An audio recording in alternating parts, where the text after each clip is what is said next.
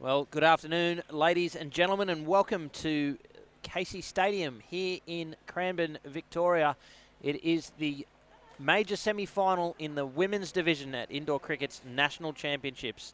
Queensland up against Victoria. I'm Cameron Walter alongside Gary Lowe. Gary, good afternoon. Good afternoon, Cameron, and this is going to be an absolutely cracking game of indoor cricket. I cannot wait for it. Yeah, I'm right there with you, my friend. These two have enjoyed a couple of fantastic tussles already in this tournament. A handful of runs between them, a victory to each side. So this one very tough to predict. Yeah, look, I can't call it. I'm going to sit right on the fence because it's just too difficult to tell. I'll probably let you know at the end of the 16th over in the second innings, mate, who's going to win, because that's probably the only time I'm going to know for sure. It's going to go right down to the wire. It's going to be very close contest indeed. We may squeeze at least one of these teams in. Tell us who the lineups are. Yeah, we might start off, pardon me, with Queensland. Jude Coleman is the captain, and we'll certainly be talking about her as the broadcast continues. An absolute legend of our sport. Samantha Dixon, Megan Dixon, Ali Nagel having a brilliant tournament. We'll talk about some of her stats a bit later on. Dulane Carson, who just continues to perform at the highest stage. She's been playing for a very long time. It's so good to see her continue with a high standard of indoor cricket. Emily Valance, Ashley Doble, and Emily Cram. So there's the Queensland side. We might take you through the Vics between this and the next over. Polkinghorne will open the bowling for Victoria. The two batters for Queensland, Ashley Doble and Emily Cram. The umpire is Wayne Thomas. And we are underway. Oh, it's a good piece of fielding there from Campion to smother that one.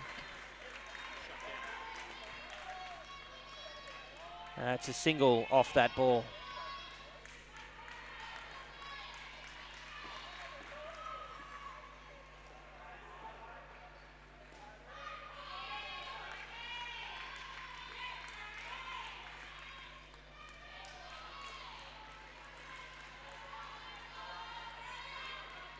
So it really has been the story of Queensland and Victoria this week. The top 10 players in this division for the and it's going to be given out. Yes, Wayne Thomas gives the finger up nice and high. My goodness, sharp bit of fielding there. Victoria are red hot from the get-go. We'll watch that replay thanks to playcricket.com.au. This was look. Oh, yeah, baby. How good is that? What a fantastic angle of some fantastic indoor cricket. That is brilliant. I actually thought it was going to be a little bit closer than that, but well short of her ground was Ashley Doble. So, yeah, brilliant. Just before that outstanding bit of play, the top 10 ranked players, statistically wise, in this division, all Queenslanders, all Victorians. Queensland, Vic, Queensland, Vic, Queensland. It is incredible how strong these two sides are. If you can't tell, mate, I'm pretty pumped for this one. Yeah, you and me both, mate. mate. I'm over the moon for it. Well, so. Look, that piece of fielding at the start of that, in the middle of that over, together with the statistics that you're spouting there, as well as the fact that they've had a result each way, it just... The stage is set. The stage is set. Last ball here. Couldn't have read it better. And a dot ball to finish.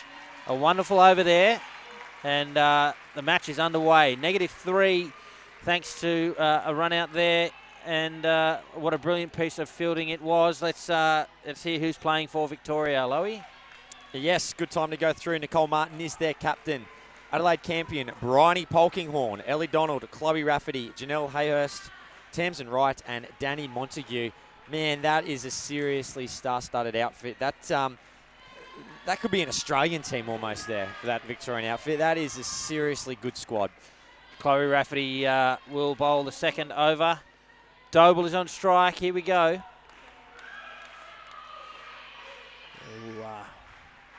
Single fielder there on the offside. Plenty of movement, although the ball got past her. Doble and Cram were not interested in the run. Third ball now. The score has to change. Be a wicket or a run. Beaten. It should be out. And it is. Third ball. Cram stopped and went back to a crease. I'm not sure if she knew it was third ball or just realised, well, what else could she do? Sometimes it's just a human reaction when that happens. You just get, the brain just takes over and the body just kind of follows. And Well, yeah. I hope the brain is in control the whole way through that. But yeah. You know, it's just one of those normal reactions. I'm almost certain that she knew that it would have been third ball. Rafferty continues. It's driven flat. Ooh, a nice piece of fielding initially there from Rafferty. The throw was well wide. And useful runs there for Queensland as they sit on -5 early in this innings.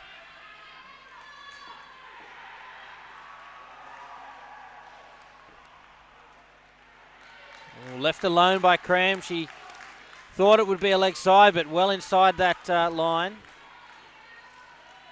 It's interesting, one of the other things, the pieces of theatre in this game, Gary, as we watch this penultimate ball of the over. Oh, a chance, but Victoria can't tidy it up. Is that we've got two teams that are very, very well led. Nicole Martin, actually the incumbent Australian captain. Jude Coleman, the long-time Australian captain, just happened to not be part of the previous tour. So two very experienced leaders, both national captains. We'll see a lot of tactics and experience on display here in this match. Mate, they will be wily foxes out there. All the tricks in the book will be coming out. There's no doubt about it. You'll see all kinds of gamesmanship come out. It's it's a pretty mouth-watering affair, this one. Looks like it'll be Ellie Donald. Interested in the hats that the Victorian side's wearing. It's got the old VCA logo on the front, and it's orange. Is it orange? It is an orange. Since when is orange a Victorian colour? I don't know. Since when is blue part of the Queensland colours? Yeah, it's true. Oh, so actually, now I'm noticing there's orange throughout the uniform, as a matter of fact. So maybe that's the logo of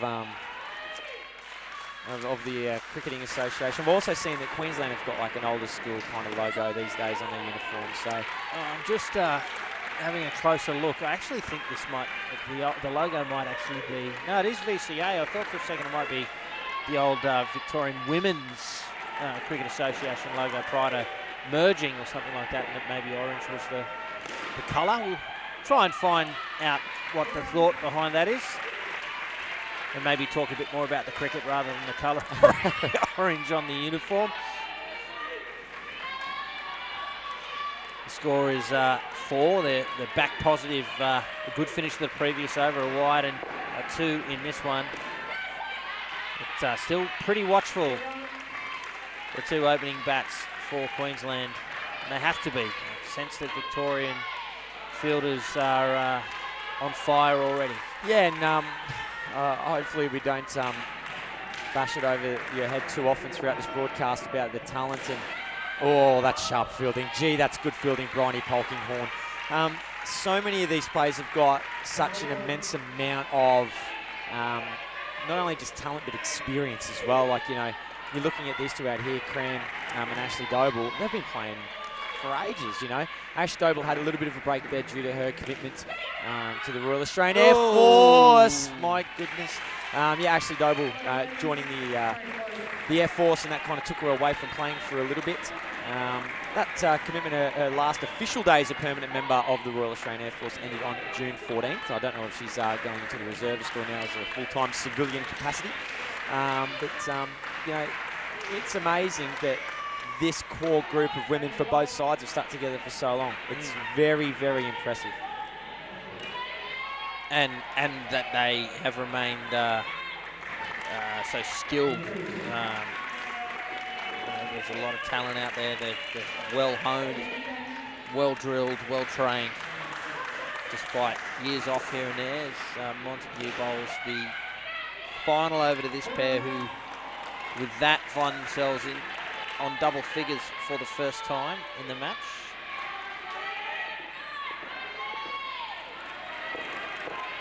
They'll be pretty keen to stay in double figures, I think, of course, for the rest of this over. Oh, an opportunity there, a little slap. Almost a push there. Let's take a look here. If that had hit It would have been tight. That was almost your fault, Cameron Walter. Yes. You would have gone down in the stats for the run out, I reckon. I should. Put a lot of effort into that.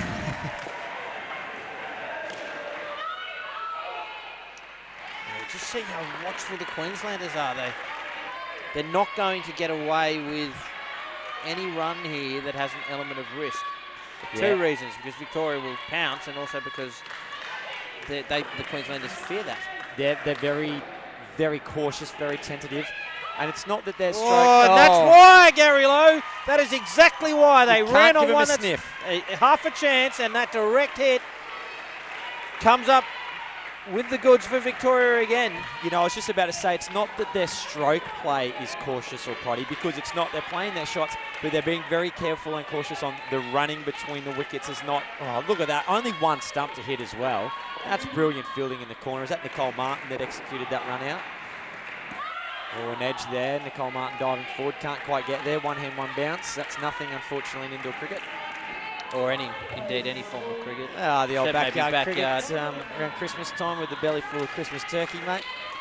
It was only one hand, one bounce when I was fielding. Yeah. Whenever I was batting. No, that rule didn't exist. Yeah. Oh, another little chance. Geez, that's a direct hit. That would have been close. Maybe it's just the theatrical element of me, but I would have appealed a little bit more for that one too. But a very tight tussle unfolding before us here. 4 overs in the book, and just 8 runs on the board for Queensland after, well, in the end, 3 wickets for Victoria, all of them coming through the field. The third ball from Chloe Rafferty, that you probably credit that to the bowler. She beat the bat, keeper held onto it, did the right thing, and affected the third ball wicket. But the other 2 came from run-outs. They're on fire in the field of Victorians. And again, it's those half chances that they will pounce on here in this, the women's major semi-final. It's Queensland up against Victoria, who's just joined us. I'm Cameron Walter. With me is Gary Lowe. How do you see it so far, Lowe? Yeah, well, it's been really interesting in terms of the run-outs that have been affected. They're what I'd call genuine run-outs. It wasn't, there was miscommunication between striker and non-striker. It was, there's a legitimate run on, let's run on this, and it was just outstanding fielding that executed it. That's what's really telling with that Queensland are doing the right things, but it's just been really great play from Victoria.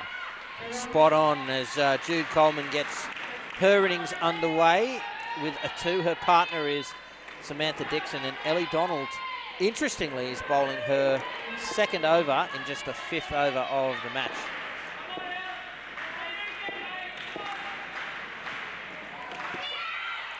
Short delivery there. Even another opportunity for Victoria. The slap to the stumps was well high. And Jude Coleman, of course, playing for Queensland. We can see that in front of us right now. But just recently appointed the assistant coach of the statewide Super South Australian Scorpions and the Adelaide Strikers. Yeah, it's an interesting one, that is. I sort of became aware of that a little bit early, given my IT role at CA, so had to provision her account. But I'm interested to see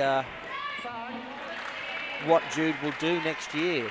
If she's living in South Australia, assistant coaching for the Saka, will we see Jude Coleman, a legend of Queensland indoor cricket, turn out for the South Australian women? Mate, my brain would explode and lava would run down my face. That will be very interesting if that's the case, because she is just the stalwart of Queensland indoor cricket. She cannot walk into an indoor cricket centre without a million people coming over there and talking to us. So, well, you know what? I guess she'll have to make that decision. Yeah, it'd be a tough one to make, wouldn't it? Yeah, because she bleeds maroon, that lady, I'll tell you right now. That's Ellie Donald's 2nd over done with. 7 runs from it. A good start for Jude Coleman and Sam Dixon. Well, we don't want to preempt anything that Jude might be doing, but she certainly wouldn't be the first player to move for work and still turn out for their home state. There's a number of players that do that already, and on the flip side of that, there are plenty of players that have also moved due to work that have turned out for their new state. So Yeah. precedent in both directions. And here's Addie Campion for the Vicks. Question without notice, mate. If you move to another state, I won't name a state in case they get a bit upset. You move to another state, would you adopt the new state, or would you just hold on to your Rockets jersey, mate, and keep it on pretty tight? Well, it's interesting. I mean, oh, gee, there's a lot happening there. Well, I'm no longer the chairman of indoor cricket in Canberra, so I don't have an official role anymore. And I guess my allegiance is to the friends I have in indoor cricket, the relationships that I've developed over the years, and the simple fact is that they exist across state lines. So I always like to support my home state, but give you an example, there was at Masters, as you'll remember, the ACT 40s won against the Queensland 40s. And after the game, I spent a bit of time with both teams because I got friends in both sides, and was pleased for my friends in the ACT and disappointed for my friends in Queensland. So I think my first allegiance would be to those relationships, but I think it's easier for me to say that because I'm not a player, you know. So I think it'd be much harder to move states and actually wear a different Guernsey on the court and play against your home state. Particularly after you'd probably be out on court chirping at your opposition for the last, Jude Coleman, for example, she's been out there for many years, probably offered a fair bit of sound advice to her opponents, and all of a sudden you got a field with them. So, yeah, very interesting. And things are moving along quite well in this second batting partnership. Yeah, big 21, over there. and doesn't surprise me now that they've brought in someone like a Nicole Martin to help stem the flow of runs. Nicole Martin, 11 wickets, which is the most wickets in the Victorian outfit side. So, expect a wicket here. Well, you've set her up now, haven't you? Oh, no. Leg Sorry, side to Nicole start. Martin. She will get a wicket this over. She will get a wicket. Big call, big call. Wish I could go back one delivery now, because now I've only given myself 5 deliveries to get that wicket. Makes it a little bit tougher, but wicket this over. Jude, don't be doing that kind of stuff. Swing. Take some risks. Stop playing so measured and mature. Well, a really strong partnership here is so important for Queensland. Their skipper, Jude Coleman, she realises that. So she will be happy to see off, any delivery that introduces an element of risk to this being a strong total for the Queenslanders. Yeah, and they should be averaging this batting partnership up around that 30. Samantha Dixon averaging 14.4. Jude Coleman averaging 15.8. So they're right up at that upper echelon of high 20s, 30s. Tucked around the corner. Running out of deliveries here, Cam Malta. You are. Maybe she doesn't need a delivery. Maybe we'll see her throw in a man cat. Oh, please do. 2 to come. This will be Sam Dixon's first delivery in this over. Short one and behind legs again. That's the 3rd leg side from the Victorian skipper. Just easy runs for Queensland. Now she's sending a fielder over. The umpire hasn't quite acknowledged it yet. He's asking if they're changing or is she sending a field? Yeah. She's maintaining her approach. Here we go. Well, 2 runs to finish the over. Disappointing. Your prediction, Lowy? Wah, wah, wah. Oh, dear. As they used to say in Family Feud. Yeah. Bum, bum. Big. Nicole Martin didn't really do me any favours there with the 3-leg sides. 50% of her over. No opportunities to take a wicket, but I'm sure she'll get things back on track. She's too much of a start, and that's quite uncharacteristic of Nicole Martin to be bowling those extras. So, what it's done is it's put them on 31. I mean, not just those extras, but the 3 overs so far. 31, and it's starved the Victorian field of oxygen in terms of all those run-outs they were creating. So this is exactly what the doctor ordered for Queensland. He's right to Sam Dixon. Yeah, in this batting partnership for Queensland, they are so strong. Looking down the list, although the other 6 players in the team are extraordinarily strong batters in their own right, these 2 in particular, if I had 2 ladies going out there to bat for my life, these would be the 2 I'd select. Gee, what a shot that was. Just demonstrating your faith. I mean, that's quite a statement to make, and Jude Coleman has supported it with a wonderful shot for 3.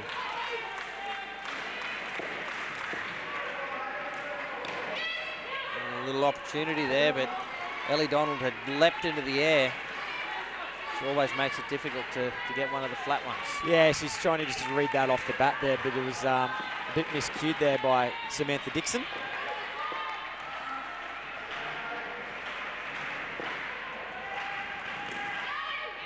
Straight to the fielder, correct call of no. Dixon responds and a dot ball, 2 to come.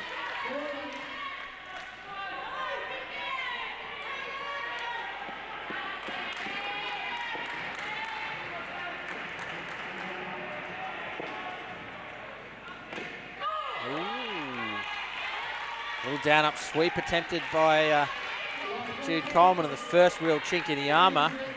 They're on 3rd ball for the final ball. Gee, wouldn't Victoria love a wicket here?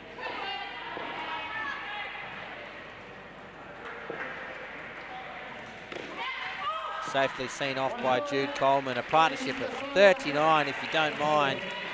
Easily a win for Queensland in that 4-over period, but courtesy of the first 4, probably even Stevens at the moment after 2 batting pairs. Queensland sitting on 47. Again, folks, it's the major semi here in the women's division.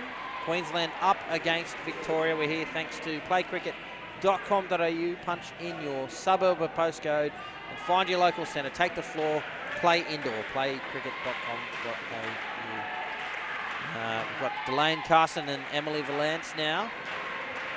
What's your read of this pair? The experience of Carson with the youth of Valance. You absolutely stole what I was about to say next, Cam Walter. They are the real bookends. Carson's been playing for as many years as I can possibly remember, and Emily Valance possibly just about to turn 18. This is her first year in the women? Yes, it is. Yeah. Yep. She has Hayhurst got so much talent. Very tall young lady too. Looks to be a little bit deceiving, but I'm sure she's 17, possibly about to turn 18. I'm almost certain. Apologies if I've got that wrong, but I'm pretty sure that's quite correct. Well, what's important about that is that if indeed she's 17, that means she's not only eligible for the 21 women, but also the 17 and under girls. And here she is in the open women's side, which I think is fantastic. Carson runs at it, sends it to the back court, but good fielding from Campion. I'm hoping that some folks on social media might be able to correct any errors that I've just made there, so help me out. Well, either way, I love seeing state sides picking young players in their open team. Oh, it's kick for 5. Gee, look at that. Fortuitous, isn't it? That's what you call an assist. That's so unlucky for the Victorians, but on the flip side of that, the Queenslanders. I think you've got your confirmation there, Lowy. Yes, thank you to those on social media for the update. Using their feet well, these 2 Queensland ladies. That's on a couple of occasions now. Delane Carlson has come down the pitch to meet the ball.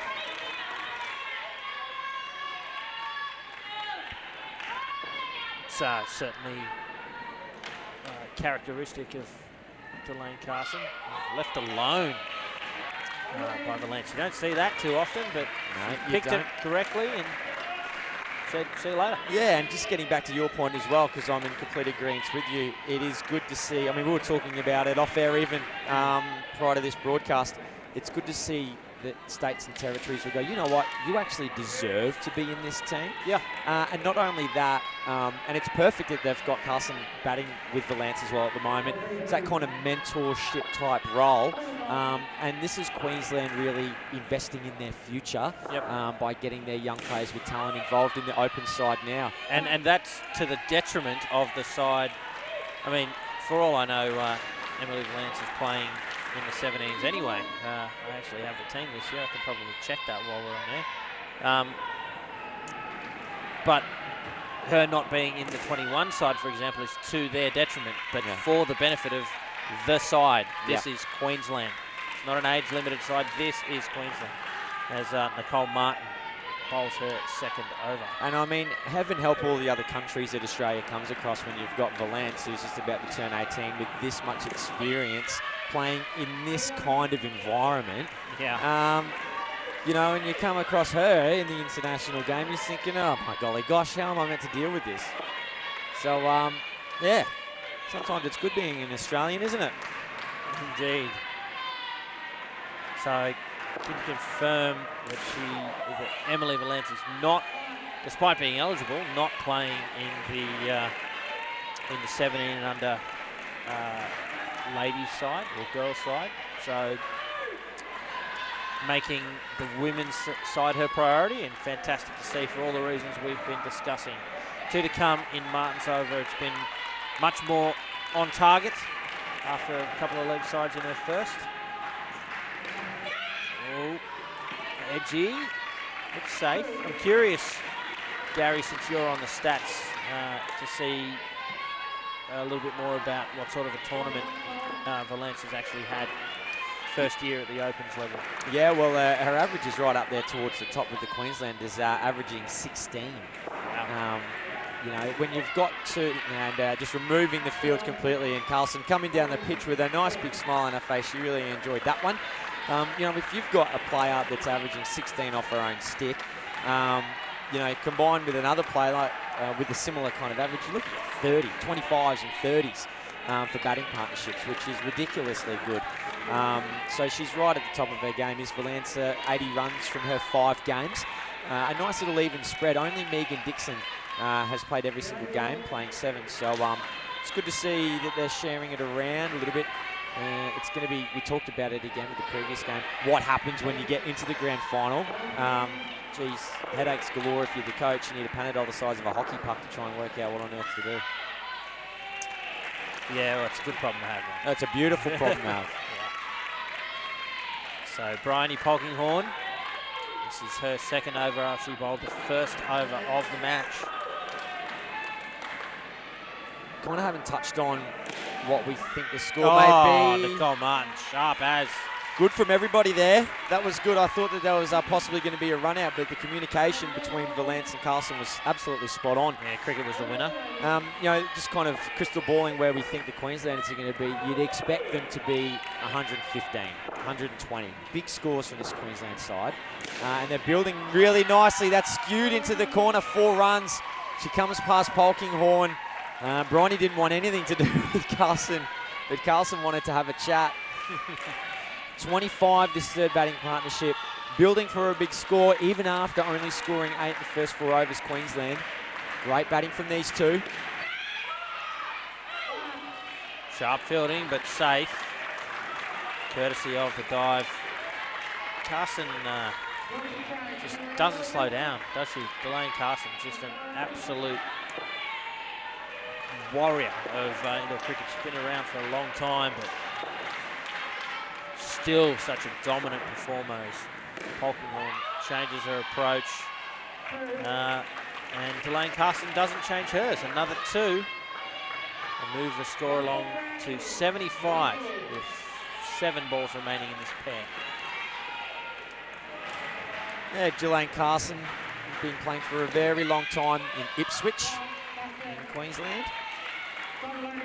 The Ipswich Indoor Sports Centre is about a 7-minute drive from my house, so just around the corner from me.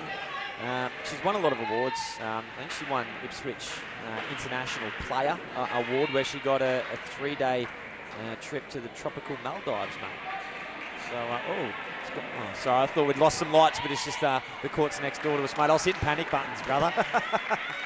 It's all good. It was reminiscent of a junior World Series where you were commentating on in Toombul a handful of years ago, where they lost the lights for a period of time there.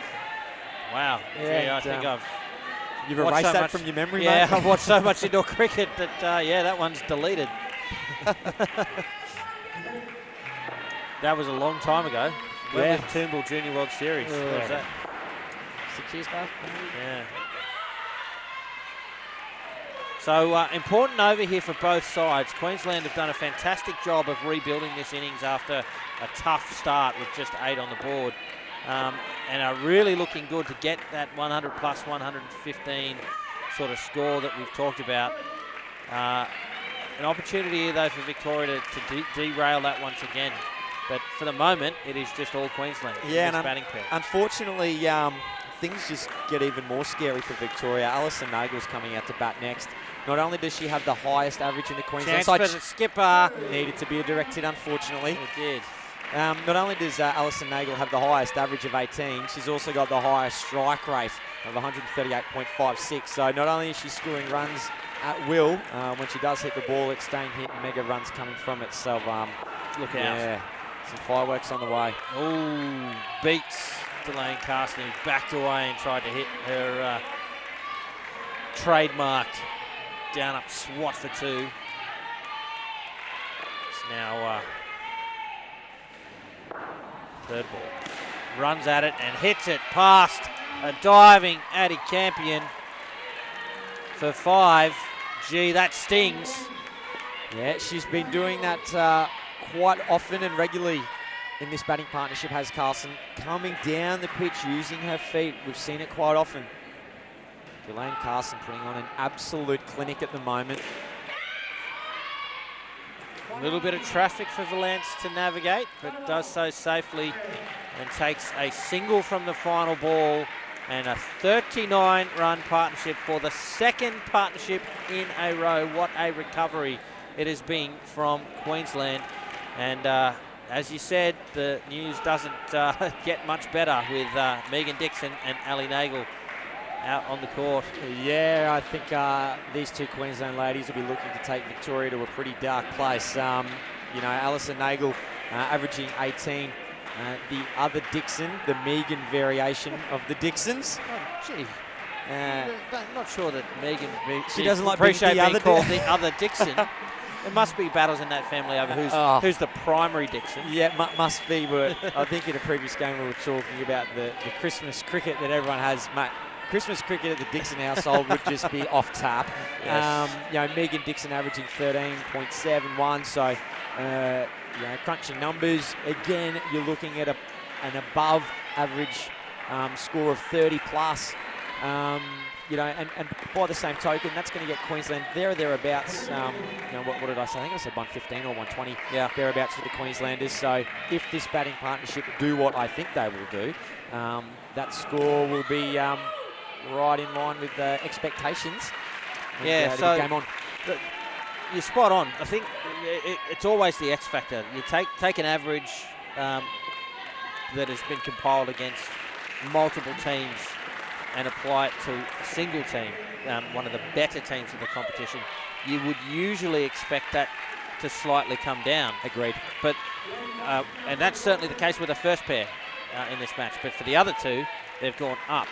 And the X factor is how Victoria bowl and how they field, and they simply didn't create enough pressure in that first pair. And there's an example. Rafferty can't glove a very tough one, mind you.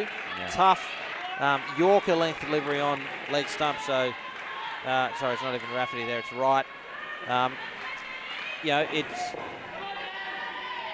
that's a chance they need to take. Incredibly tough one for the keeper to glove. They haven't done it.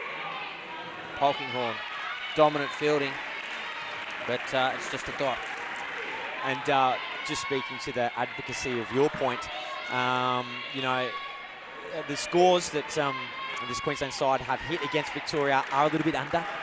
They're 104 and 98. So quite right in the comments that you've made there, and that's kind of where they're heading to. I still think they'll move into that.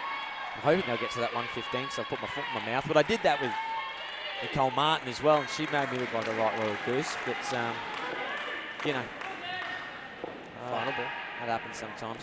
You got to make predictions, Cam. You do. A single to finish the over, so 4 runs from it. Nice tight over from Danielle Montague. It's funny. It's Queensland have had all the ascendancy.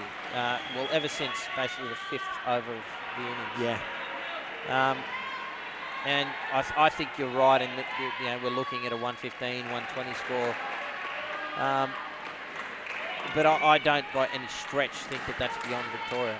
No, I think that's within their wheelhouse to be able to get the scores like that. Well, they've got the. Here's Rafi. Starts well right on the legs there of Dixon. They have the benefit of chasing. So batting first, maybe you would expect Victoria to be happy setting something around about 100. Yep. But in pursuit of 115, 122, they can afford to take more risks. And they're capable of doing that. Oh, no! A little touch from Polkinghorne. Just put it out of reach of Rafferty. It's a dot in the end, but a real opportunity goes begging for the Vicks. They didn't do too much wrong as we take a look at the replay, thanks to playcricket.com.au. Just the leading edge, little fingertips. That otherwise would have been swallowed by Rafferty. Sometimes it's just not going your way, is it? No, it's not. But Victoria, they would back themselves to run down a big total. We talked about it before a ball was bowled, that it was going to be real close. Oh! Wicket Played time. on. Shorter delivery, just came back in a bit more than Nagel was expecting, and she's ended up chopping it down onto her stumps. That's what Victoria needed. A much-needed wicket, their first in some 2 batting pairs, and they're pumped with that. And look, this batting partnership that we were looking at scoring kind of 30, at the moment they're on 1, and that 115 total all of a sudden looking a little bit in jeopardy. Good fight back from Victoria. Yeah, one of those sides that are just never out of the game. Yeah, they've just had 78 put on against them in 8 overs. Yeah. That had shut a lot of teams up, not Victoria. You'd be an absolute madman if... Oh, wicket again. Gee, Victoria, they've come to play in this 4th batting partnership here. The Queenslanders, they were well in control, and all of a sudden, this 4th batting partnership, -4, Cameron Walter. Well, yeah, a huge wicket that is, and what's more, that's 2 wickets. Ali Nagel, you identified her as one of the danger batters, and Victoria, well, they've done a number on her. Well, apparently no one's bothered to tell Victoria about Alison Nagel and the stats.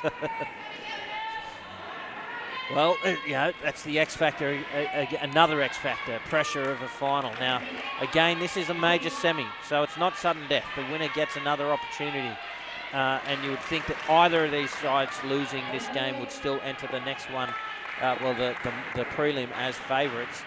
But pressure, even in a non-sudden death final, does funny things. It's why we see, to use AFL as an example, we see people that train day in, day out miss a goal from 30 metres out in front. Well, as a North Melbourne supporter and a Western Bulldogs supporter, we know that all too well, don't we, mate? Painful. It's only good when you can kick 9-15 and win the game. And Nagel responds to the wickets with a dominant drive into the backcourt for 4. That'll feel better to Nagel. Yeah, she came down with a bit of grit in her eyes too. A very purposefully driven shot into the back net. She might be looking to do a little bit more of that. And here's the bowler to do it too, the spinner.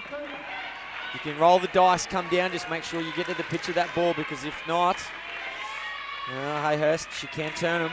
Particularly, and you might hear us talk about it a few times if you're around for a couple of the broadcasts today, quite an abrasive surface here at Casey Stadium.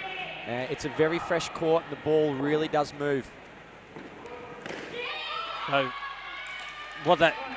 if people are new to sort of indoor cricket or any sort of indoor netted sports, the surface it's just thicker pile basically. Well, the pile has more height on it, on the material, which is what creates that abrasiveness you refer to. And over time, well, as people play on surfaces like that, all of that gets flattened out. So most people are coming from centres that have had pitches that are anywhere between a year and even 20 years old. So they're used to playing on a flatter surface that's true. It's almost like playing on concrete to a certain Exactly.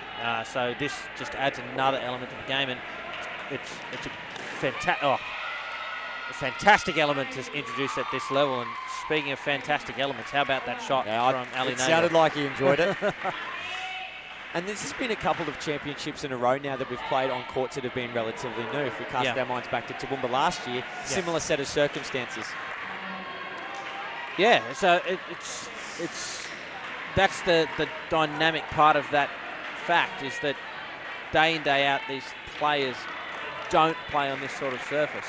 And they don't necessarily have access to this sort of surface to train on, so it does introduce a new element at the championships. I'd be very curious to see how often the Victorian sides have trained here in anticipation of Nationals being here.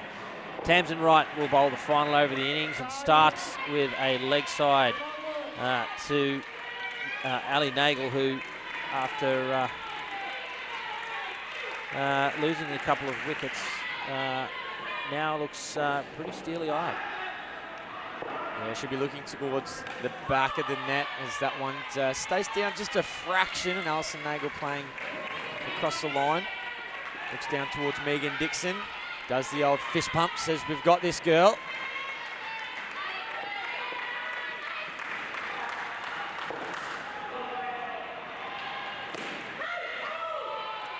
Yeah, just not getting the angle she was probably looking for there, Ali, and that's going to bring third ball. Does it not? Yes, thank you. I was just waiting for that call. Thought I was going a bit batty there. So, you know, that ball was there to be hit, but Ali Nagel just not getting the angle towards the net, just going straight back down. So here we go, bit of pressure. Seen off pretty comfortably. Just got into position just too early. They had enough time to play that shot. Yeah, and that was the shot she tried to play with the first dot ball, where she was trying to play a bit of catch up. On that occasion, though, in position, well and truly in time. Very firm, crisp shot. To score to 100. And another leg side. These are coach killers in the final over of any batting partnership, as in particular the final partnership. Yeah, and that's a very good call by umpire Wayne Thomas as well, because the ball was wide and the angle came back in where the keeper took it. Did make it look like that it wasn't wide, if that makes sense. She took it inside that leg side line wide, but it's where the ball crosses the crease, which is important. So very good decision. So 2 to come now. 104 on the board.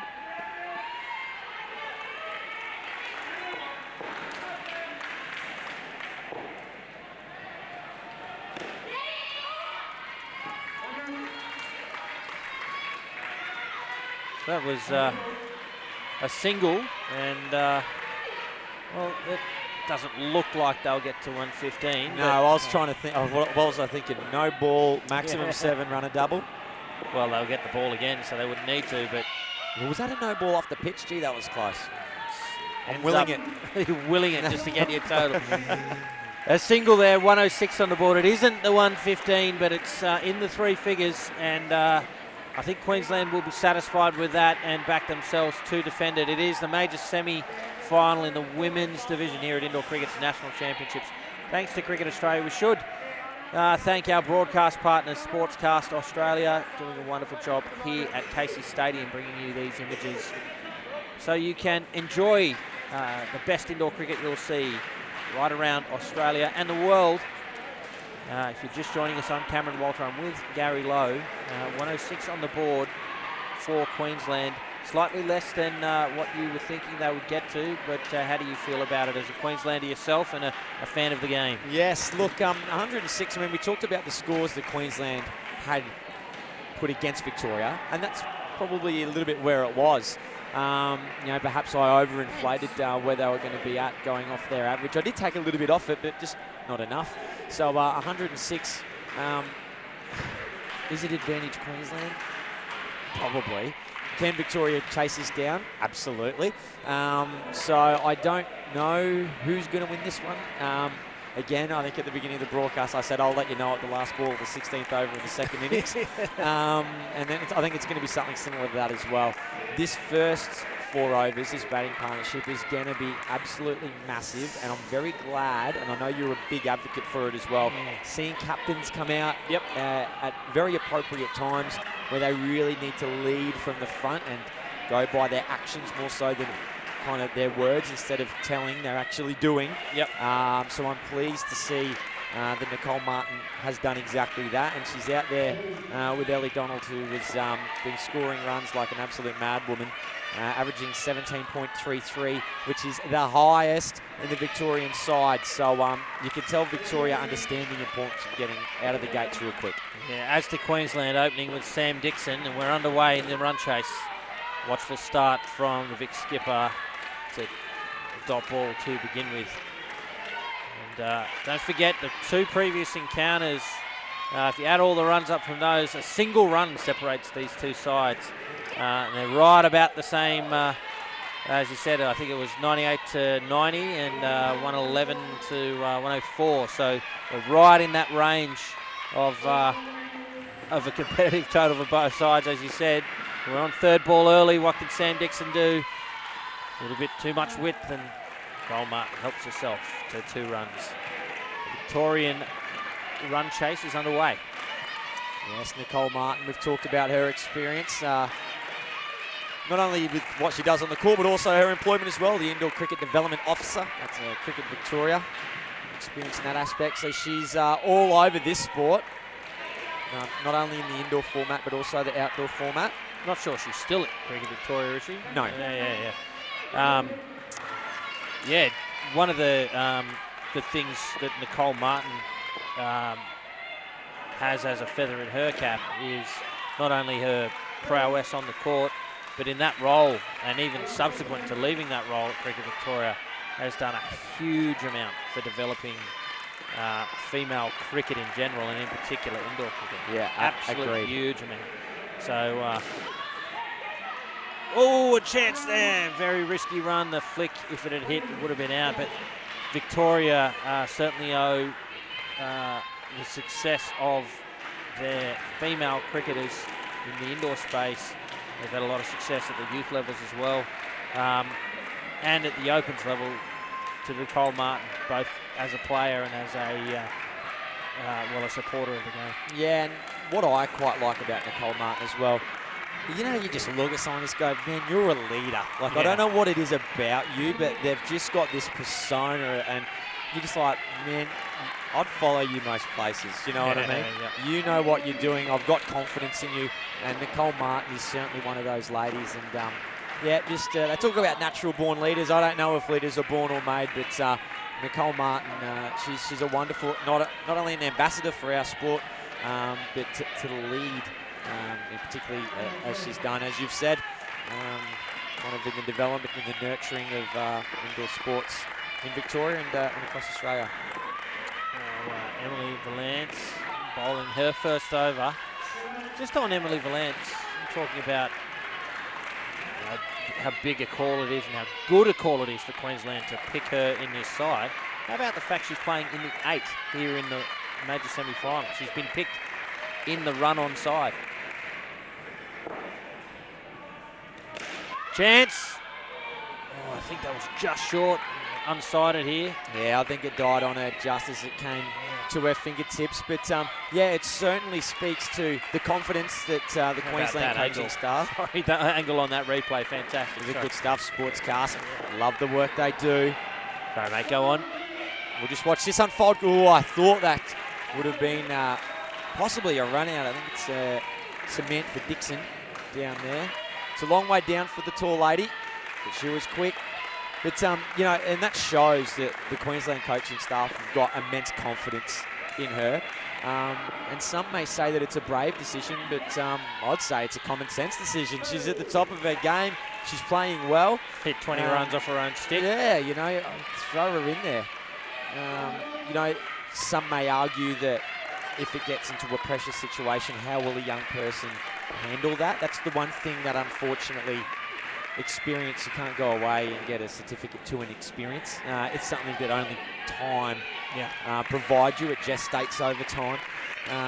So that would be the only possible question mark. But for a young lady, she's doing a wonderful job. And gee, it's just gone above the bails there, missing slightly. Yeah, dot to finish. Well, the oval had its ups and downs for both sides. Plenty of dots in there, but a no ball and some runs as well has been helpful for Victoria. They've moved to 13 in this all-important first batting partnership of what will be, despite the fact that it's within their zone, what will be a difficult run chase. Yeah, it's a real kind of back and forth. I'm not sure how I feel. I'm up, I'm down, I'm left, I'm right. Delane Carson, she's on the money from ball one, and so is Nicole Martin. Down up two. So I'm not really, I love asking the question who's winning. I don't know who's winning at the moment. It's game of cricket, you can never tell. Yeah. It's right down the middle. Oh, it's up in the air, it falls safe. Donald will take three. Doesn't matter how you get them, it's in the book. Yeah, she was looking towards the back net on that occasion, just skewing it, but falling safely. Sometimes it's better if it actually hits that top net immediately, just to come straight back down. Yeah. It's a good old up down. One of the shots straight out of my textbook whenever I manage to get any bat on it. Right out of your wheelhouse, you reckon, mate? No, indeed. You've got to pump those shots out, mate. Yeah. So 3 balls remain. Carson continuing. Nice little bit of movement through the air, and I've noticed, Cameron Walter, that the markings on the ball are different these days. Have you noticed that? I've only just come across it. So yeah, well, a new logo for indoor cricket. Australia went through a branding exercise a number of years ago and came up with the indoor cricket logo for that as a sort of a product, for lack of a better term. They floated the idea of having your face, but then they decided that they'll just go with the logo instead. Well, the recent rebrand was certainly eliminating faces, but trying to introduce consistency of all of Cricket Australia's brands. Yeah. So a new logo, and that now appears on the Burleigh Seacombe indoor cricket ball in recognition of our long-standing partnership with them. And where it used to say super soft and little tiny writing, it's now very, very bold.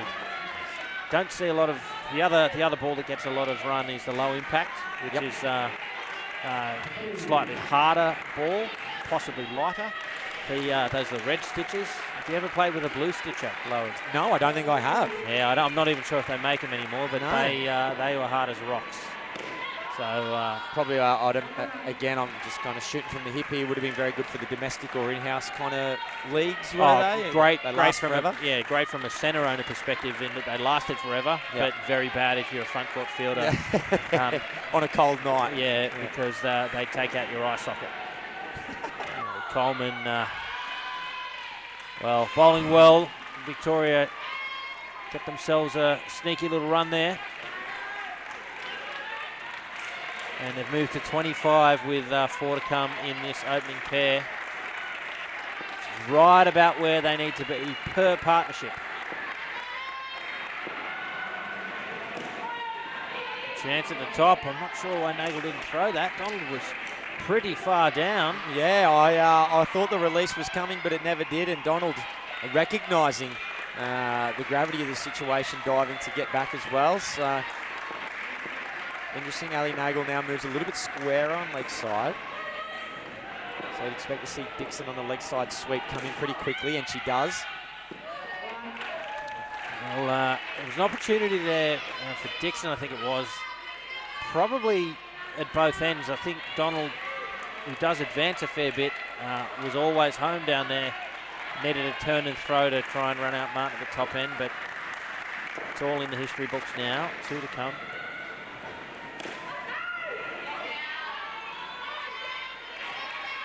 It's been a very good over from the Queensland skipper. But these two certainly know the prowess of Jude Coleman.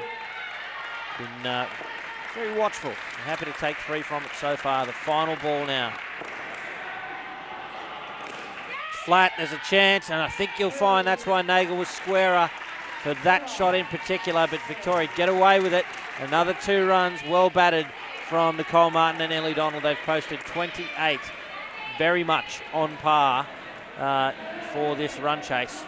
Gee, they'd love to get a 35 pair or something just to nudge them ahead on the pendulum mode. Yeah, and it'd take a little bit of pressure off as well for the incoming bats people.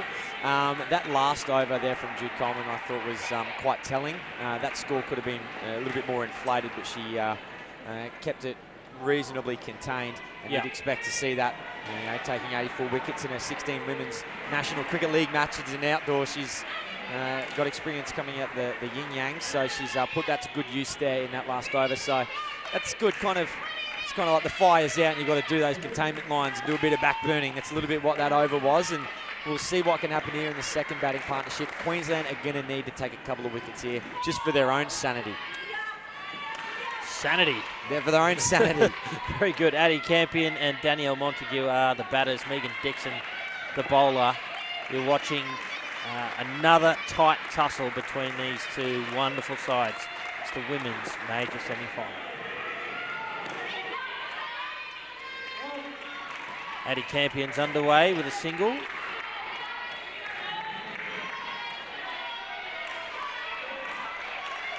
Queensland yet to affect a wicket.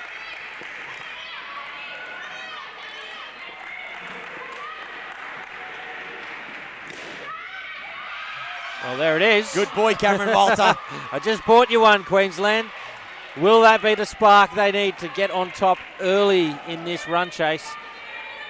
Didn't mind the shot, but he's just threw it. Yeah, and good piece of fielding. Yeah, Alison Nagel there, just maybe a slight little bobble. I mean, it was hit pretty firmly. She's done well to get it and kept it in the mitts. That's good. That's what Queensland needed. Quite often you see that one wicket tumbles and a second one comes pretty quickly afterwards. Queensland will be having a little bit more pep in their step now, bouncing around, a bit of chatter, lifting in the field. Well, the one wicket gets you underway. I mean, when you're playing and you're just being starved of those wickets, you start thinking, gee, we can't even buy one. It's just nothing. Nothing's going our way. Yeah, you know, and that's what just starts affecting your performance. You go, well, it doesn't matter where a bowled is. We're not going to get a wicket anyway. Yeah, it's a sad, sad place, mate. It's really quite terrible. I've been there a lot. Yeah. Final ball. Oh, good delivery, just rolling her fingers on that as it came through. Really kicked in. Yeah, almost identical to the first delivery, and Campion tried to do the same thing to that one. Same result both times. Great over from Megan Dixon, especially if you're a Queensland fan, and -2 from it. And Queensland will edge their noses in front, but still plenty of water to go into the bridge here as Nagel takes that Burley and will bowl to Danielle Montague. Yeah, Alison Nagel taking the most wickets for Queensland. 10 wickets in her 5 games. And, gee, that's turned an absolute mile. Alison Nagel. She'd be loving this surface. Yeah, this is an absolute paradise for her. Be calling for the heavy roller if I was Victoria. Absolutely. That has turned, see if she can do it for the second delivery. Didn't give it a real chance there. But that first one. Got to land it on the deck to see how far it turns. That's right. That first one was, no, she's a good bowler, but that's caught me a little bit off guard. That was massive.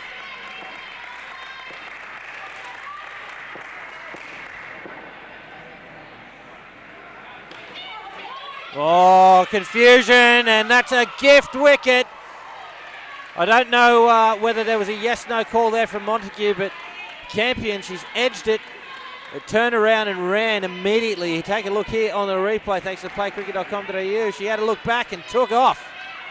And, well, she's handed an easy wicket to the Queensland. Yeah, it's an interesting one there. I'm not exactly sure what played out, but Montague, she would have, maybe she lost sight of where the ball actually was because it didn't really travel too far away from the wicketkeeper's area. So perhaps the non-striker just not picking it up. Another little false shot there. So we talked about it when you get your tails up and you start jumping around. You've had things start to become a bit easier. Yeah, you've had a big boost of energy, and all of a sudden things start to turn your way. -2, the second batting partnership, and this has really thrown the cat amongst the pigeons. Advancing straight back to the bowler.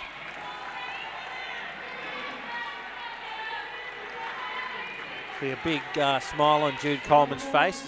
She'd be a little bit happier having the last 11 deliveries under the belt of the Queenslanders. Yeah, they're a little bit more comfortable. Umpire Thomas doing some directing of traffic up there in the umpire stand. Easy to miss the umpire with the black background. That's good. Umpires shouldn't be seen. That's right. As much as we love them, they should be a non-event in a game. It'll be third ball for the next over. Yep, I absolutely agree that only inject themselves if absolutely necessary. Other than that, just whack the score in and mosey along. The best game the umpire has ever had is when they walked down and no one even realised they were up there. Probably still get a ease on their evaluation. Yeah, that's right. For those who might be unaware, the umpire gives an evaluation report to both sides, and that's used not only in determining which umpire has performed well throughout the week, but also for development purposes. The tournament director, David Shepley. Third ball there. So that's why Montague was way down the crease. And there's something really interesting with third balls as well and that call. So if the player actually stops and comes back prior to the umpire calling a no ball, that is actually a third ball dismissal. And I've got to tell you, I think that is one of the most ridiculous rules in the history of sport. Agreed. That is absurd. Because what'll happen is if the umpire delays his or her call to a certain degree, the poor old non-striker must continue to that striker's end or they'll be gone for it. And what'll happen is the non-striker will pick up quite early, this is going to be a wide, or this is going to be a no ball. I don't have to run. That's right. They go to turn around knowing this, but because the umpire, and whether it's through no fault of the umpire at all, but it's a late call by the umpire. Yeah. And unfortunately, the non-striker's barbecued. Which again, is ridiculous. Yeah. If I was still playing and I got, that's a simple wicket again, just uppish. I think they're just getting through the ball a bit too soon, the Victorians. But if I ever got run out or given out third ball, because I turned for a ball that was clearly off the pitch, and I happened to see that and react to it before the umpire did, I would lose it. I think that would be it. That'd send you. Send you to the funny farm in the padded cells. It's one of those quirky rules that I think is absurd and needs to be fixed. And honestly, I think it's a rule that has come about by interpretation. It was never really an issue. Yeah. It was just assumed that was not the case, and now, quite rightly, it's okay. Well, the rule says that unless it's no ball, and the fact is, it's not a no ball. Oh, gee, the wheels are starting to fall off here. It's not a no ball until the umpire calls it one. I accept that, but there needs to be some common sense in there too. Yeah. You've set me off on a tirade about this. Nah, that's good because it's one of the ones that puts a little bit of a bee in my bonnet as well, because the rule that's put in place is not designed for those purposes. Do you know what I mean? That's right. That's not what the rule's there for. Yep. Again, I'm certainly not the brains trust of indoor cricket. It's a discussion for the High Performance Committee, which I know that you're deeply involved with, and David Shepley, who's literally written the rule book, or a good portion of it. Perhaps it could be something as simple as, then again, it gets a little bit more messy now if the umpire was to call a no ball or a wide, but then who's to know if the umpire would or wouldn't.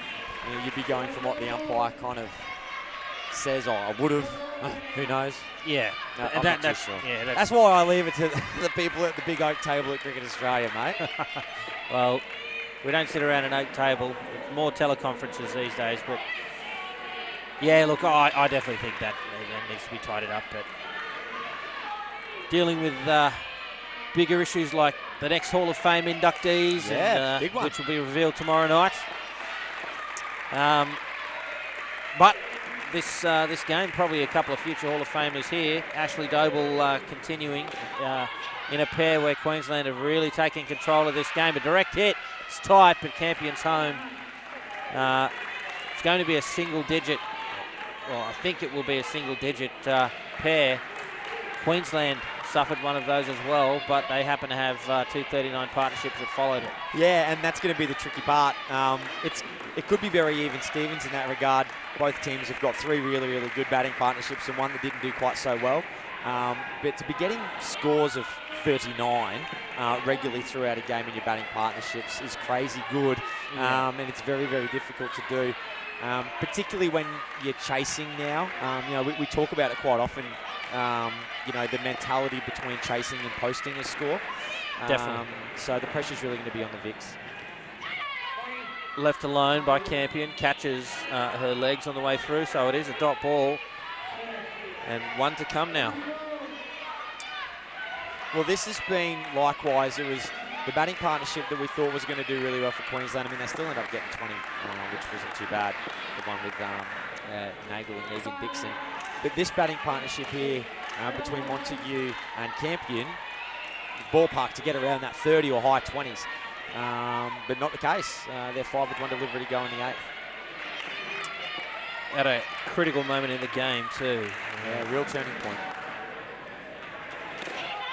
It's a good finish from Campion. It is just a single though. 6 runs from the pair, and that's put Victoria under the pump. They'll need some 73 runs now from the final 8 overs. So lots of work for them to do. And they'll have to score those runs against one of the better bowling lineups in the country. But do stay with us, ladies and gentlemen. A wonderful indoor cricket match unfolding here between the top 2 sides in the best women's indoor cricket competition in the world. It's going to be a cracker. I expect that Victoria will throw everything they've got at reining in these runs. If you're just joining us, I'm Cameron Walter alongside Gary Lowe, and we're here thanks to playcricket.com.au and our broadcast partners at Sportscast Australia, as well as our official ball supplier, Burley Seacombe. Now, about to get back underway. Chloe Rafferty is at the crease, her partner Tamsin Wright, and here's Sam Dixon. Well, that's exactly the start you need when you need another 73 runs. Comfortable down up 2 for Rafferty. Yeah, you look, it's a good start. It's a long, long way to go, but it's a very good start. And this Victoria outfit, they are capable of putting on big totals. So watch this delivery come down. Not really right out of the screws there by Tamsin Wright, but certainly enough to get it into the netting. They've scored scores of 145 against Western Australia, 135 against New South Wales, but that's not this Queensland side. That's right, yeah. We're talking about Western Australia and New South Wales, who are the 2 bottom teams in this division. So, yes, they have scored those scores, but not against these ladies. Yeah, that's it. And very, very tough for them to do. Yeah, at the moment it's certainly advantage Queensland. If Victoria can pull this one off, that would be a win for the ages. So they're going to have a lot to go right. And if they do present any chances for wickets, the Victorians, they're going to hope that the Queenslanders fumble it or they don't quite get there. So perhaps a little bit of luck needed here for the Vicks if they're going to get home.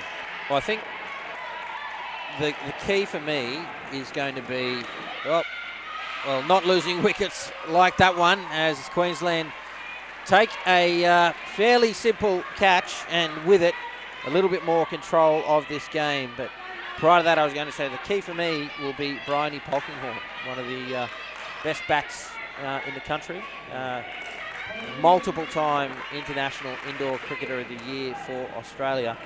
And with her still to come out and bat, I think there's still a chance. But they'll need to get somewhere around the at least 60, preferably 70 run mark. Yeah, if you're a regular watcher of indoor cricket, you'll often hear commentators discuss that you need that last batting partnership to be in with a shot. They need to be able to have a chance to win the game. You could have 2 Bryony Polkinghorns come out on court, but if they're coming out to chase 80, bad luck. Obviously it's no good. Yeah. So you got to give them a shot. Here's Nagel, Rafferty using her feet. Nice form there. It is a dot, and now 3rd ball. So sorry, Cam, where do you think Victoria need to be ballpark at the end of this last batting, at the end of this 3rd batting partnership? At least 60, but preferably 70. Okay. Yeah. Let's keep our eyes on that. Oh, it's chipped and taken. Nagel doing the job again for Queensland. And that just, for me, puts 1 foot in the final. Yeah, and 2 pretty false shots. Rafferty and Wright, 1 each, black mark to their names. Just not getting there and doing it to Nagel, who is moving them a country mile. You are playing with fire. So let's see if they try and go back net again. That's a much more measured approach, much more measured. 2 runs. Victoria -2 in this batting partnership. 32 the total, chasing Queensland's total of 106. Yeah, they're a long way away now. It'll have to be a pretty special effort.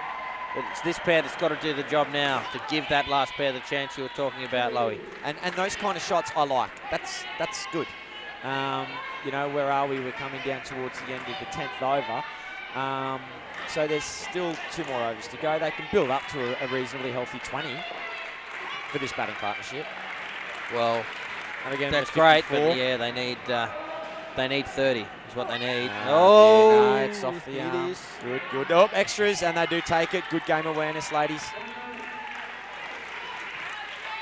Well, they'll need every run like that they can get. Oh, here we go. A little mate on a little trike in front of us. I wonder if our good friends at Sportscast might be able to pick up on him. Not to detract away from this game, of course, but he's a cool little dude. Yeah, he's heading down to the players' benches. Mix up. Wrong end. I wonder if that's Archie. And he good speed there from the little boy on the trike. Yeah. He's over to the right of screen, not over in the audience to the left. It's on the right-hand side of the court down with the players. There's very speedy. Give him a ticket, going too quick. And, so 2 overs remain now for this pair. The score's on 36. We think 60-ish is where they need to be, so 2 solid overs of 12.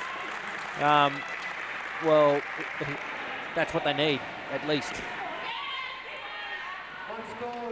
Yeah, so you're looking definitely at not quite tipsy run. You don't want to be throwing away your wicket, but if you're looking at 12 for each over, then that's the maths is pretty easy. It's 2 off every ball. Unless, of course, they dive in for a bit of value and can hit the back net. That's unlucky. That's very close to being a no ball off the pitch and very close to being a wide. That is right on the furthest black bit of pitch that you can get out there. The worry for Victoria is it's rapidly approaching the point where they won't have a choice but to go to back net. They're past the point where Till Ball is going to get them to something where the last pair, that Till Ball isn't going to get them now to 60. Yeah. So they need to chance their arm a little bit. And the reality is this isn't sudden death. Yep. So they can roll the dice.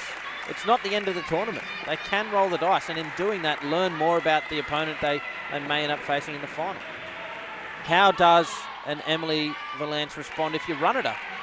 You know what I mean? Know that this is the opportunity to find out. You've got to roll the dice now with 38 on the board in pursuit of 106. Yeah, fair comment. If you are going to go on to lose, you may as well get something out of it. Yeah, definitely. Make it worthwhile. No ball front foot. Good call. Pretty sure that's what the call's going to be for.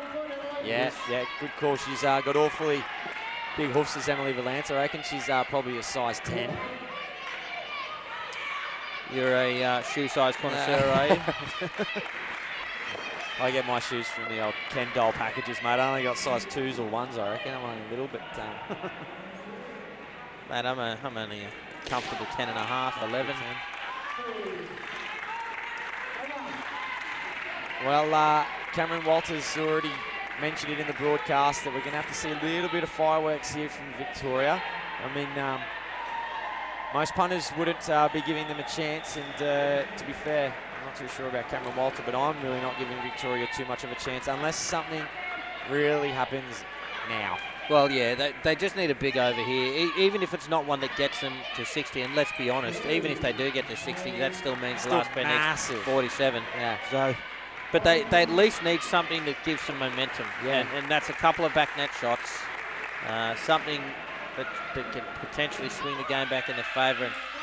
And that's not going to do it. She's not sure if she's chopped that on or if she stood on her stumps, but there's another nail in the coffin here. It took a little while for it to be given out. Let's take a look. Yeah, must have chopped it on. Oh, no. Not sure what's happened there, Lowy, whether it is chopped on or maybe it came off Delane Carson and back onto the stumps. Difficult to tell from there, but it's out.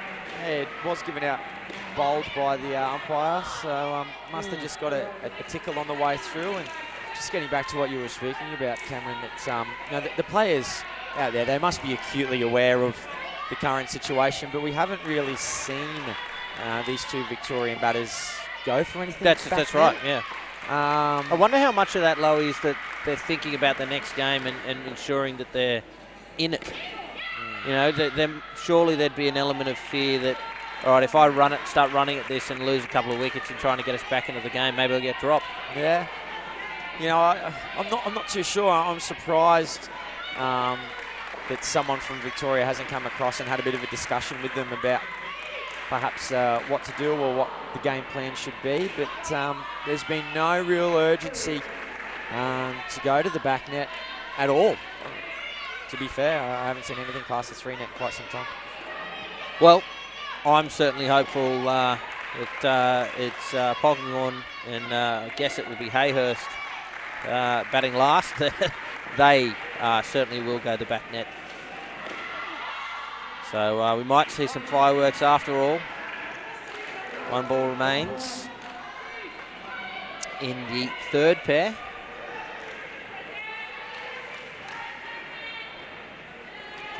Impressive facility here at Casey, but I'd love a little heater under my feet right now. I was thinking the exact same thing. It's pretty cold. I was thinking the exact same thing. Beaten. It'll be a dot to finish. And 10 runs from the third pair, and Queensland are right on top and look all but certain to take their place in the grand final. So they'll be very happy with what's happened over the course of the last 8 overs here in the major semi-final in the women's tournament. It's Indoor Cricket's National Championships for Cricket Australia. I'm Cameron Walter alongside Gary Lowe and Bryony Polkinghorne and Janelle Hayhurst. Well, what do they need? 63 to win. Yeah. In 6-ball over cricket? I don't think so. Seen a couple of 50s. I'm not sure that I've seen a 60 plus at Nationals. 50's the furthest extreme that I'd be comfortable in entertaining, I reckon, if it was 50. Even then, yeah. No, I wouldn't have thought so. So it'd be interesting to see the mentality of these two batters and how they go about their business. You know, it'll either be the game has now gone. So exactly what you said earlier on. Let's try a few things and see how they react, or just use this to kind of practice grinding out. You know, what we should do in a batting partnership. Sometimes I kind of make mention that it's good. There's no other kind of practice like real game practice, but at this level, these players should already have that skill set. Exactly right. You know, that if it's a junior competition, sometimes I do subscribe to that theory because the juniors are still in their development stage. These athletes, however, they've already got those skills honed. Yeah. Now's not the time to be practicing on how to play. That's right. You've got to be coming here with that in your wheelhouse already. 4 overs of rolling the dice isn't going to undo the 8 months of preparation they've done in terms of how to bat with some discipline. So I just make the point again, roll the dice, see how these guys respond to being played out aggressively. See how they respond to you taking a wider stance or batting out of your crease or tucking one around or calling no, you know, or running more aggressively. All of these things, that's information gathering, both about yourself and your opponent. Now, if they're not going to win the game, what else can they get out of it? Yeah. Well, it's easy for me to sit here and say this. Oh, it's very easy. We love that. And there's a bit of intent. Don't mind that. Look, you get out. Oh, cool, I get it. But that's the intent that was lacking from that third batting partnership. I thought Bronny Polkinghorne going, all right, well, I'm not going to be the captain on the Titanic just sitting in the room waiting. I'm going to start smashing these windows and getting the water in. Let's really go down. Well, fascinating for me that just about all of the catches that have come off a straight shot that Queensland have taken have been balls where Victoria have been through the shot too early. Yeah. So that says to me that either they're just not seeing the ball that well. I don't know if that's got anything to do with what's behind them, the crowd here, the platform the camera's on. I knew we shouldn't have worn yellow shirts today, Cam. Or Queensland are just being really smart about varying their pace. And the wickets we've seen have actually been a result of that subtle variation. But we've seen plenty of them, and it's undone Victoria. Yeah, and it's something that Clive Rose, I'm going to talk about him a little bit today because I had quite a lengthy discussion with him. Clive Rose. Come on, mate, say it. Oh, no, I wasn't going to. It's the 14th over of the second innings. If you don't, I will. Well, you should because I do it too often. There we go. Yellow Ball podcast. Thanks. He's the next. Well, one of the interviews Mr. Lowe over here has done for the Gary Lowe Show is an interview with Clive Rose. I don't feel so guilty now that you've done. No, I'm helping you out, mate. Thanks, I'm helping you out. Thanks, brother. I knew you were waiting. I knew you've done well. But one of the things that Clive did talk about, and if you want to get that interview, of course, exclusive in your Yellow Ball podcast. Yes. He talked about exactly what you just said. Variation, and I don't want to do all the interview here because then people won't go listen to the bloody thing. But just give them a little snippet. Teasers. Yeah, yep. He said you can't bowl the same ball every time because particularly in indoor cricket, they'll know what's coming and they'll punish you for it. So he said each delivery needs to be really varied, whether it's taking the pace, whether one's got more spin than the last one, or whatever it is. He said variation's a really important part of indoor cricket. Obviously, Clive Rose are very accomplished in the outdoor format and in the indoor format. So I thought that was really telling. That really dropped a penny with me today. I thought, yeah, right. Uphill, good. I love that. It was really telling. I thought, that's a really bloody good bit of advice. And I think a lot of people will take a lot away from that interview if they do listen in. Wherever you get your podcast. Yes, Spotify, Apple Podcasts. I've been told not that you're an IT guy. Not being told it's not iTunes anymore. Apple are doing. Yeah, I think they're splitting it up. Yes. So Apple Podcasts, Spotify, Whooshka, or wherever you find it, your podcast. Apple Podcasts is the new one. Not iTunes. So, yeah, Yellow Ball podcast. Get along. There'll be a complete and comprehensive wrap-up of the Opens tournament. So, some good stuff. You really took that door open for you and ran right through it, didn't you? Very good. Ran right through it. But to Clive's point, all that variation, I think, has played a role in this game in particular. We got to the point in the end. I think that's what's happened. Maybe that's what's happened. Yeah. Is that a slight bit of variation from the Queenslanders, and it's had the Victorians found wanting.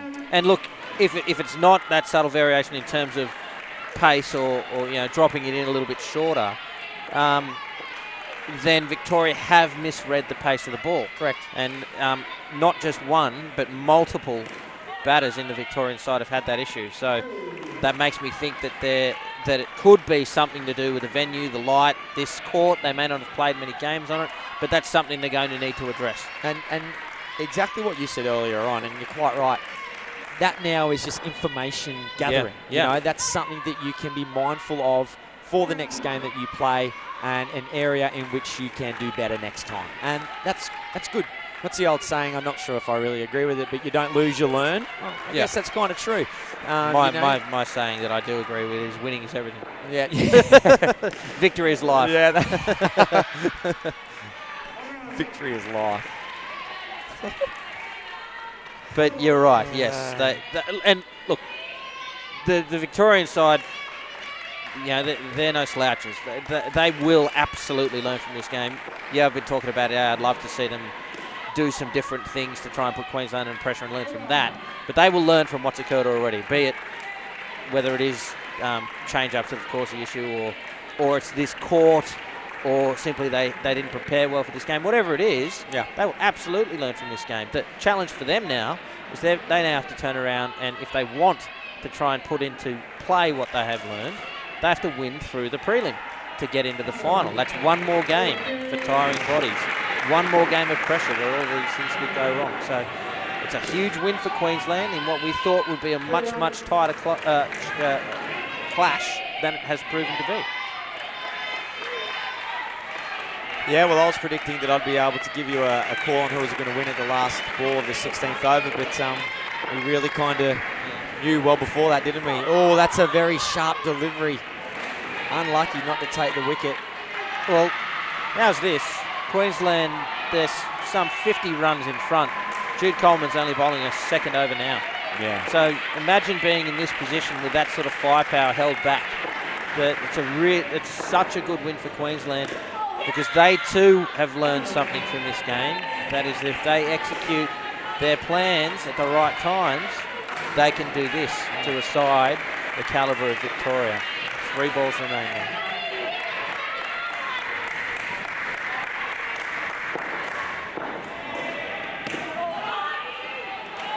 Dots as Bryony Polkinghorne has clearly conceded. I would be too at this stage, but yeah, happy to. What would you be doing? Running at it, but I can't bat. Great shot. I tell you what, you're not wrong about those lights going off in the gymnastics building next to us. Every time it happens, it feels like... It scares me. Uh-oh, power. Me. They'll punt me at the back to get on the treadmill and start running around to get the generator going or whatever it is. Little gerbil, huh? Yeah. All right. There it is. Queensland make it official. A comprehensive win here in the major semi-final. Queensland defeating Victoria 106-40. Everything going right just about for Queensland, with the possible exception of that first pair where Victoria were on fire in the field, but from that point forward, it was all Queensland low. Yeah, look, Queensland scored about where we thought they would, but possibly maybe a shade under, but 106, if someone said, oh, Queensland scored 106, you go, okay, well, that's what you'd expect. That's probably about right. But the real telling part of this game was the Victorian batting performance, where Queensland really just bowled them out of the game. Victoria got off to a cracking start. 28, yeah, 28, which is beautiful when you're chasing 106. But Queensland showed really good game awareness, and they stepped up to the challenge there in the second batting partnership, and then continued it in the third, and then continued it in the fourth. And at the end of the day, it was quite a dominant display. It was indeed. There you have it, ladies and gentlemen. Queensland winning their way through to the final. Victoria will have to go the hard way through the prelim. Keep your eye on indoor.cricket.com.au and all your social medias for the results as they continue to come here from Casey Stadium at Indoor Cricket's National Championships. But until next time, I'm Cameron Walter. Thank you for your company, and thank you, Gary Lowe, for yours. Thank you very much, Cameron. And we will see you next time.